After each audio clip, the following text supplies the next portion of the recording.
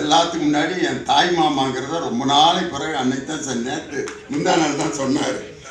எனக்கு கிடைச்ச மாதிரி ஒரு மாமியம் உலகத்தில் யாருக்குமே கிடைக்க முடியாது. நாங்கள் 2 பேரும் மாமா மாமியம் கிடையாது, ரூம்மேட்ஸு. 2 பேரும் சேர்ந்து வீட்டுக்கு தெரியாமல் சினிமாவுக்கு போவோம். அப்போனா எப்படி ஒரு மருமகனுக்கு ஒரு ஃப்ரெண்டாக இருந்திருக்காரு பாருங்க.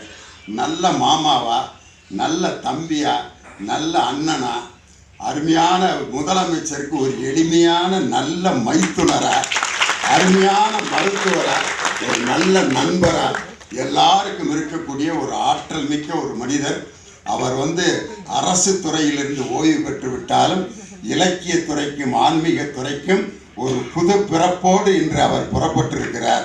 அதன் முதல் நிகழ்ச்சியாக 3ஆம் தேதி ஈரோடு புத்தக திருவிழாவில் அவருடைய இலக்கிய பணி முழுமையாக தொடங்க இருக்கிறது. விரைவில் பல வெளிநாடுகளுக்கு அவரை அழைத்து சென்று அவருடைய புலமையை உலகெங்கும் நான் கொண்டு செல்வேன் என்று சொல்லி, நான் உண்மையிலே இந்த நிகழ்ச்சிக்கு முதலமைச்சருடைய மைத்துனர் என்ற ஒரு அங்கீகாரத்திற்காக நான் வரவே இல்லை.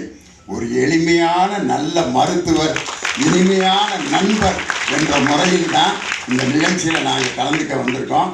இந்த நிகழ்ச்சிக்கு வருகை இருக்கக்கூடிய எங்கள் உயர்கல்வித்துறை அமைச்சர் மாண்புமிகு கோவி செழியன், இங்கே வந்திருக்க எல்லாருமே அந்த சிம்பிளான ஆளுங்க தான். ஏர்வாடி ராதாகிருஷ்ணன் அவரெல்லாம் பார்த்தீங்கன்னா ஸ்டேட் பேங்க்கில் பெரிய மேனேஜரு, ஆனால் அந்த பியூனுங்களோடு தான் உட்காந்துருப்பாரு.